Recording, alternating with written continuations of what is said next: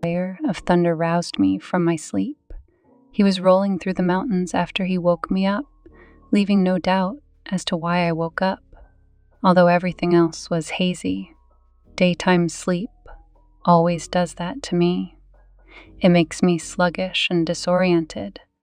Slowly, as the thunder stopped, everything changed. I was in bed in the hut. My boss, Brian, who was lying next to me, was still snoring. We must have fallen asleep after making love earlier in the day. Well, I say making love, but I use the term loosely. It definitely didn't seem that way at the time. It was Friday, and we both took a break from work at lunchtime and went to the cabin where we usually met. The cabin on the lake belonged to a friend of Brian's and was located at the end of a 12-kilometer strip of dirt road. We haven't been allowed privacy for over a month. Interferes with life in the form of children, work, social functions, and other things. That's why I use the term making love freely. It was pitch dark behind the house. Rain, heavy rain, began to lash the tin roof and windows, and I could hear the roar of the wind gaining strength in the eucalyptus trees around the lake. In an instant panic, I grabbed my mobile phone and was relieved to see that it was only 17:15. All I had to do was call my husband and tell him I was going to be a little late. I stopped to have a drink with the girls. There was always no doubt about it. If he doesn't seem to care about my news, well, Brian and I will have time for the next round. Who knows when his wife will leave town again, and we will be able to meet? I stretched luxuriously under the sheets. Life was good. I had everything. A loving husband whose business acumen was on the way to providing us with an early retirement and the opportunity to avoid long winters by traveling around Europe. A dream that we both shared, returning home to pamper the grandchildren that our 3 children were going to have in the near future. The youngest of our family just got married. On top of that, I had the thrill and excitement of a lover. My boss is 5 years younger than me, a successful businessman, an alpha male who rejuvenated my weakened libido and gave me the excitement that I thought was gone from my life forever. If Brian continues to do what he was told, and we remained extremely careful, then there would be no reason why we couldn't continue like this indefinitely. It wasn't the first time I thought that maybe my lover's establishment was caused by Dave and my impending retirement. When we live in front of each other, traveling, the opportunities to go astray will practically disappear. So that Brian wouldn't wake up while I was on the phone, I woke him up beforehand. The incredible attention to every detail, no matter how insignificant, was how we prevented our spouses from finding out about our year-long affair, and the constant attention was how we would support this. As soon as Brian woke up, I shushed him, dialing a speed dial number, my husband's number.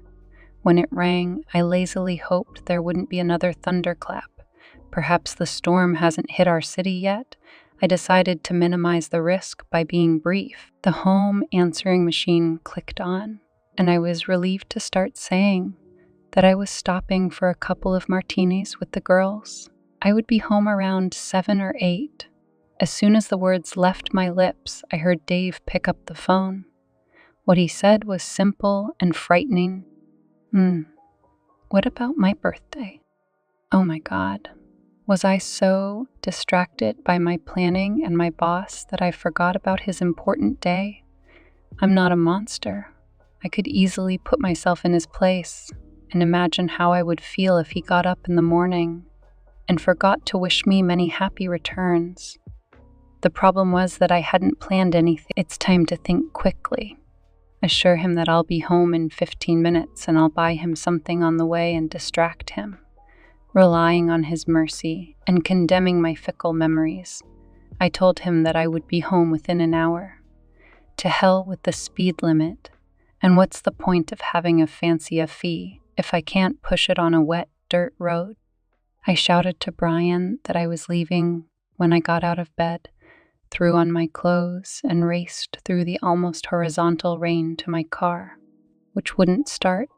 The engine started normally, but the car just didn't go.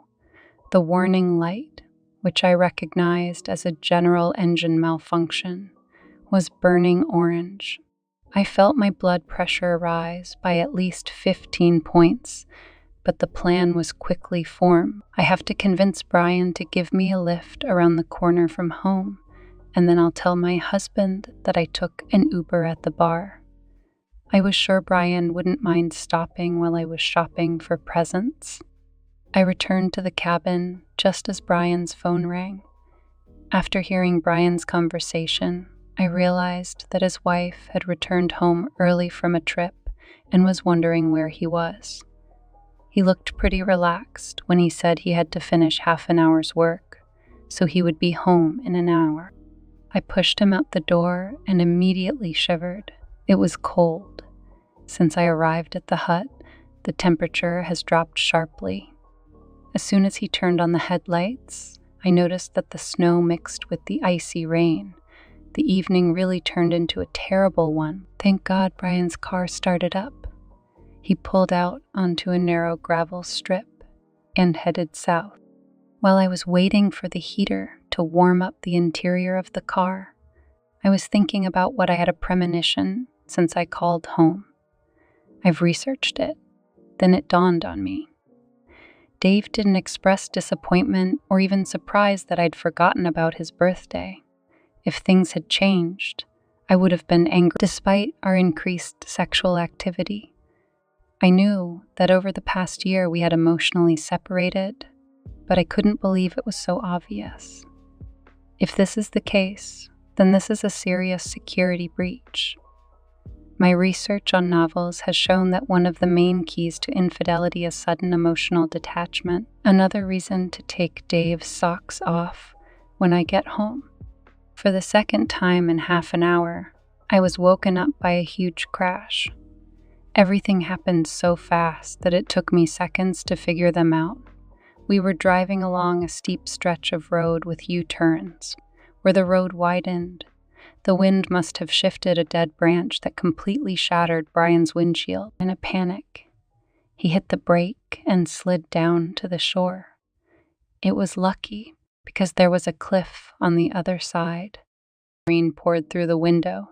Brian shouted that he had an emergency backpack in the trunk, which, among other things, contained raincoats. He grabbed a torch from the glove compartment and went out into the wet snow. He was gone for more than a minute, and then he came back, soaking wet with a puzzled face. Apparently, there was not a whole bag with essential supplies. Having no choice and with considerable anxiety, I sat quietly while Brian carefully pulled the car out of the ditch. So far, we have been lucky only that she has left after all. He continued on his way back. I jumped into the back seat. It wasn't that bad. Finally, we reached the plateau above the interchange and moved along more gentle straight roads. Alas, right downwind, we slowed down. I began to tremble uncontrollably. It must have been 10 minutes later when I was busy planning. Brian swore, the car swayed, and then flew off the road. Fortunately, we were only traveling at 10 km/h when we crashed into a tree. Brian's escape to the street showed that we lost the front wheel, and the spikes were cut off. We wouldn't have gone anywhere further in this car.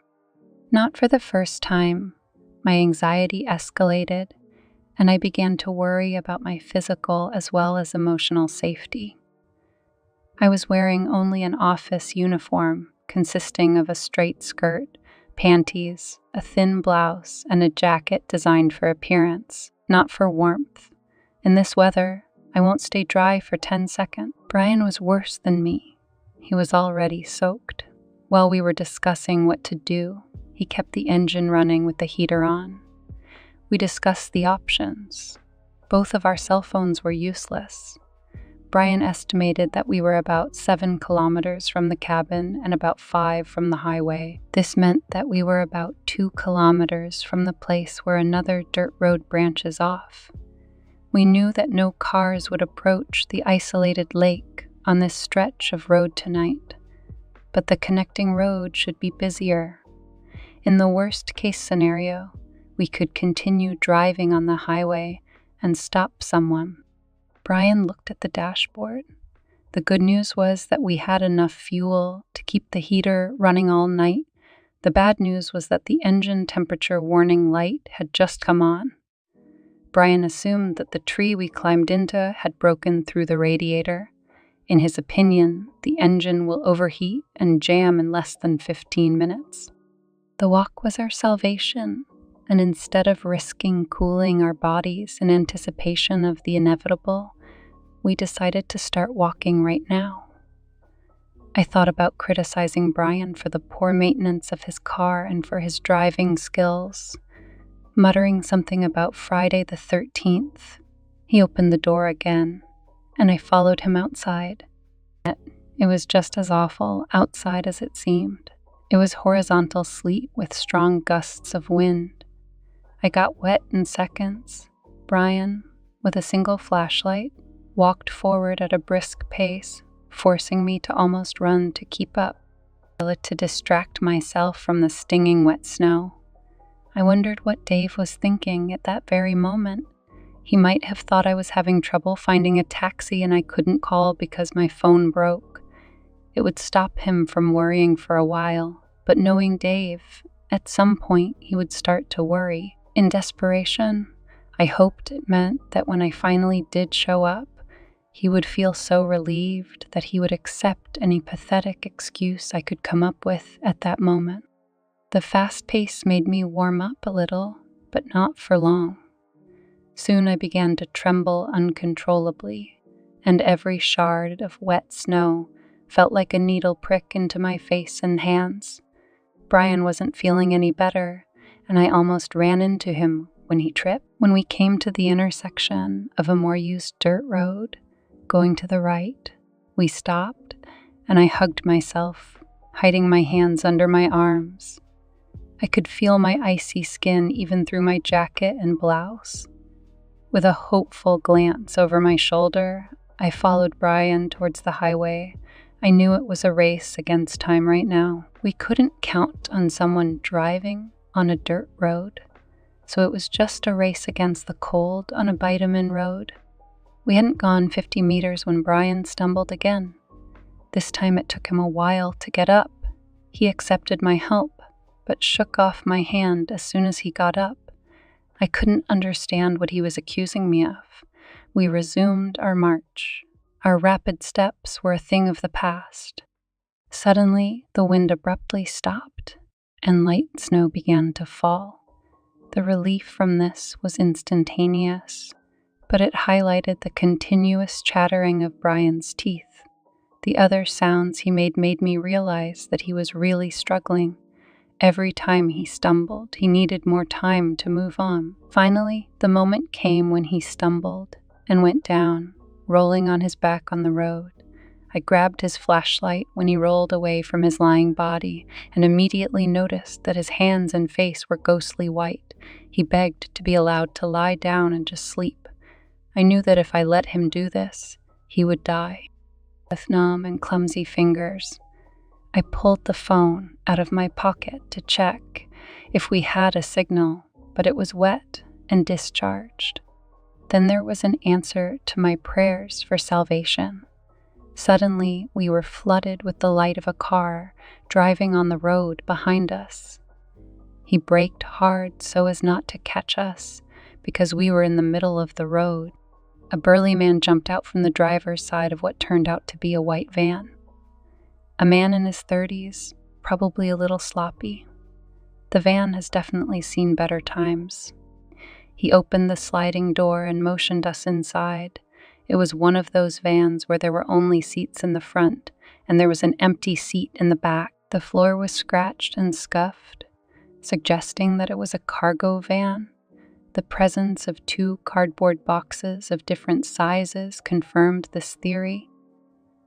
When I gratefully pulled into the salon, I noticed that he had a normal height above his head, and I could stand comfortably. Brian tried to follow me, but he couldn't lift his legs. The guy intervened and, in fact, pulled Brian along with him. He closed the side door, and the relief was instantaneous. Brian collapsed heavily on the crate, while the guy crawled into the cabin and turned on the heater before turning back to his back. "Where to, guys?" "To the city, please. As soon as possible."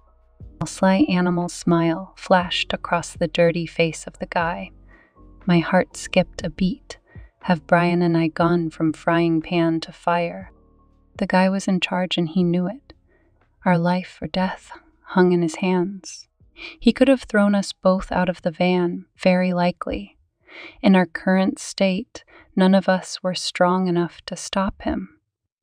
The guy's gaze lingered on Brian. Assessing the threat, I thought, it will cost you a lot.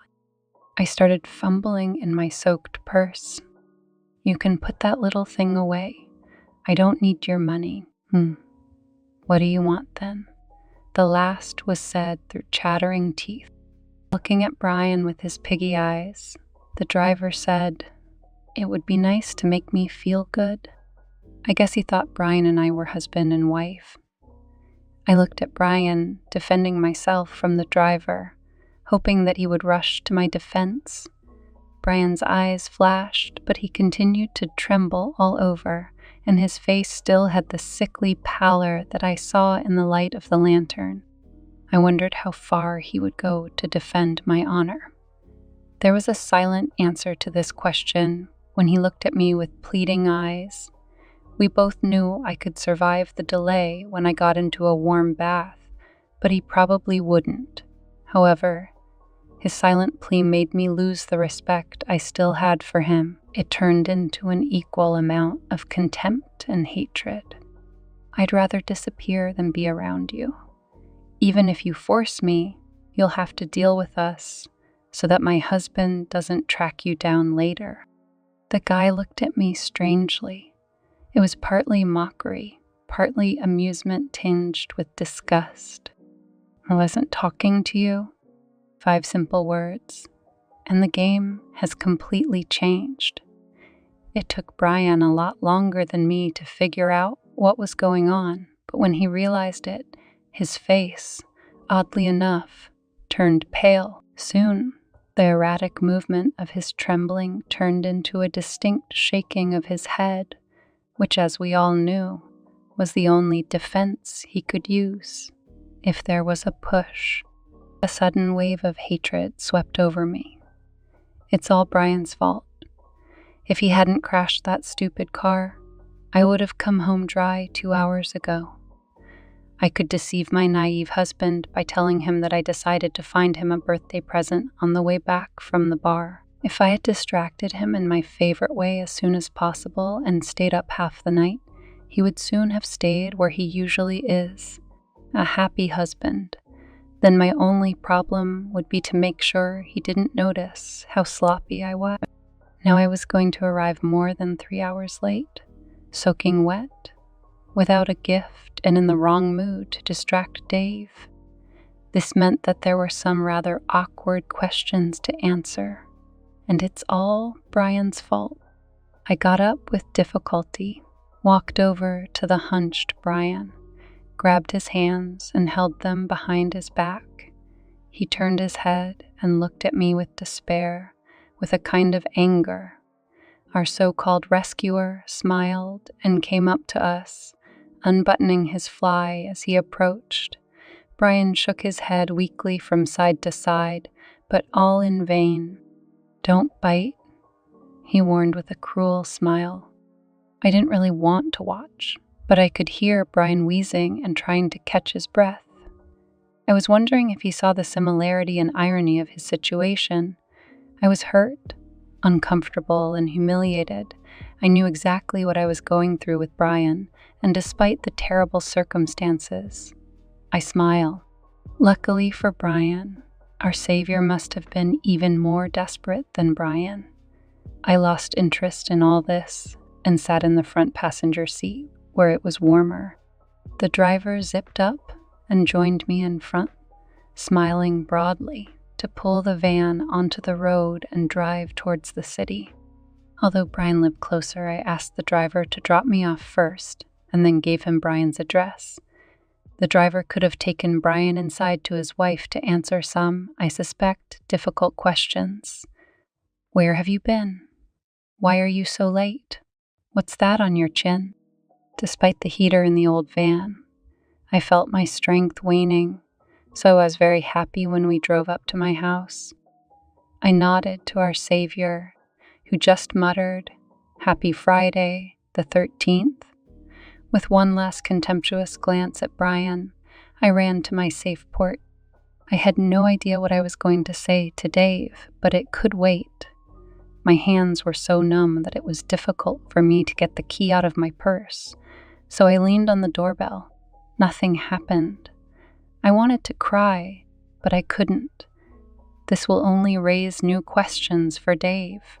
Gritting my teeth, I went back to trying to find the keys. When I finally managed to find and pull them out of my bag, I dropped them twice before I succeeded in my goal.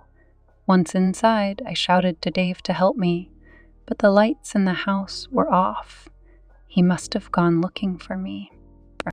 I trudged into the bathroom and with great difficulty inserted the plug and turned on the hot water. I tried to undo the hook fastener on my skirt, but my fingers were so numb that they were almost useless. Crying, I twisted the skirt around my waist until the zipper was in front. On the second attempt, I managed to pull it down before grabbing the ends of the fabric of the belt and pulling in opposite directions. The hook buckle gave way, and I got free. The problems continued with my wet top. In the end, I gave up and just climbed in as I was. The water made my muscles ache, but with the return of warmth came strength and mobility. Lying on my back, I was overcome by a feeling of euphoria, but it must have been a chemical because my next thoughts were terrible. How can I explain all this to Dave?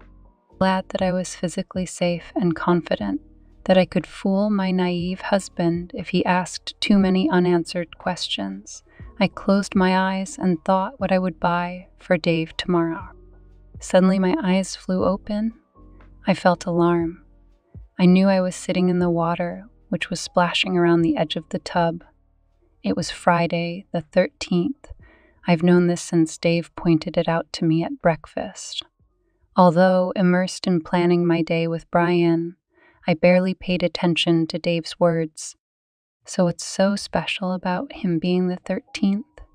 Dave's birthday was the 22nd, in 9 days. This raised the question, why did Dave make me think I'd forgotten his birthday? A phone call that proved to everyone that I was completely inattentive to my husband and was like that for a while. To the point that I forgot when his birthday was. A phone call that caused a panic reaction that led to a whole series of really bad events. I think I just answered my question. Jumping out of the tub, I wrapped myself in a large towel and for some reason rushed straight to the attached garage. It was empty. There was neither Dave nor his car. There were a few drops of half-melted snow where he usually parked. A set of waterproof clothes hung on the wall, shiny and still wet. There was a strange little painting in the place where my car usually stood. Firstly, it was a bright yellow package with the inscription Smith. Smith is Brian's last name. Next to the bag, oddly enough, there was a log, freshly cut and strangely familiar. On top of the bag were 4 thick plastic-coated wires. Yellow on both ends and blue on the rest. Again, they looked vaguely familiar. I walked around the strange pile and saw something that I would have missed if not for my path. It was a small ceramic bowl. and there was something in it.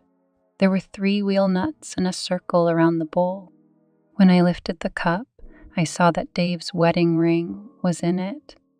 The bowl itself was terrifyingly familiar. It was the twin of the one I had on my desktop.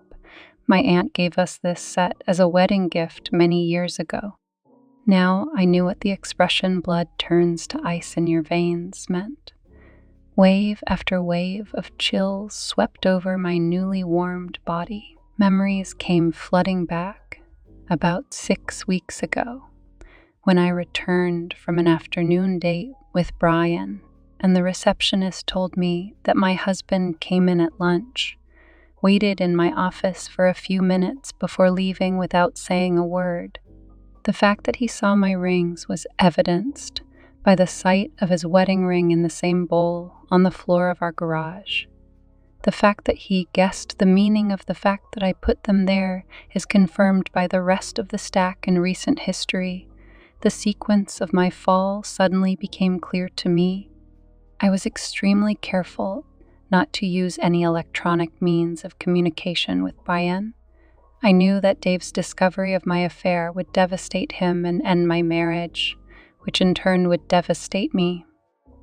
I thought about leaving my phone with the rings when I was dating Brian, but I didn't. It seemed like phones were a part of us these days. And besides, given the roads to the cabin, what if I had a flat tire? I could imagine Dave following me to the cabin on the lake and seeing Brian's car. Part of our security measure was that we never left the office together. After more than 25 years of living together, I could almost feel how crushed Dave felt. His emergency business trip a month and a half ago suddenly took on a whole new hue. Then that explains watching my every move. Brian and I are going to the cabin this afternoon, looking at the sky and maybe the weather forecast. Did he see the storm with which the gods blessed his intended actions? Breaking into our cars, which Brian and I left safe enough, even forgetting to lock them, removing the bright yellow emergency bag from Brian's car and the vital wires from mine. Oh yes, I recognize them now because once Dave showed me how to check the oil and water in my car, removing wheel nuts from one of Brian's wheels, possibly loosening the remaining ones, then waiting for the inevitable phone call from me, coming up with a vaguely plausible reason to panic me. So what? Did he come home to move out? Or was he already packed before he followed me? Because I was sure the sun would rise tomorrow. I knew he was gone, and we ended our marriage. I will need to find someone else to travel around Europe. It won't be Dave in a gondola in Venice with me, dipping his hand into the Trevi fountain or soothing me when we would admire the dizzying view from the top of the Eiffel Tower. I knew that devastation was coming soon, and I used the calm before the storm to hope that Dave, out of respect for all our successful years together, would leave me safely after the divorce, will not be vindictive in a divorce. All this was possible, but then it dawned on me, my husband, the one who swore to respect and protect me, didn't care if I lived or died. Some of his actions earlier could have caused my death. I knew with terrible certainty that all of Dave's love for me had turned into hatred, and there would be no mercy. After all, hate is the flip side of the love coin. I fell to my knees on the cold floor of the garage and cried, grieving for my lost life and love. The next morning, when rational thoughts returned to me, it suddenly occurred to me that Dave, for all his cleverness, had subjected himself to prosecution for interfering with Brian's car and mine. I rushed to the garage and found that all the evidence was gone. All log, emergency bag, wheel nut, wiring. When I checked the kitchen cabinet, the bowl returned to the place where it always stood. I had no proof. Nothing. By Saturday evening, all 3 of my children called me and told me exactly what they thought of me. All attempts to contact Dave failed. This number is no longer available. This email could not be delivered. I just wanted him to leave me a piece of my old life. On Monday morning, the HR manager met me at the front desk and informed me that Brian had some kind of mental breakdown and he insists that I be suspended. It turned out that his wife knew everything about us and ambushed him on Saturday. On Friday evening, she heard the doorbell ring, opened the door, and found Brian unconscious on the step. The ambulance arrived quickly, and by Saturday evening he had recovered enough to fully understand how he had been taught a lesson by a well-informed, well-prepared, and extremely vindictive wife. I was surprised when the decision was made to evict me from the house. I lived in the house of Dave's late father, and it seemed to me that I was an astronaut in outer space whose cable had been cut by someone. Having no money to protect myself since Dave had practically emptied all our accounts, I couldn't fight it. Of course, he will have to reimburse me for half of our savings account, but he may receive a large amount. Meanwhile, I was penniless. By the time Christmas was approaching, the relationship with the children began to melt, and I was invited to my eldest son's holiday. I was in the kitchen helping my daughter-in-law cook when I noticed a postcard that was held on the refrigerator with a magnet. It was a picture of the famous Cathedral of Santa Maria del Fiore in Florence, outlined by a beautiful sunset. I lazily took it and turned it over. I recognized Dave's scrawl right away. Merry Christmas. Rome, Venice, Milan, and Florence are all fantastic. Let's go to see Tuscany. We'll stay at the house of a friend I met. I'll bring her to meet you in February or March. I love you, Dad. I don't know if I screamed out of frustration before I fainted or not.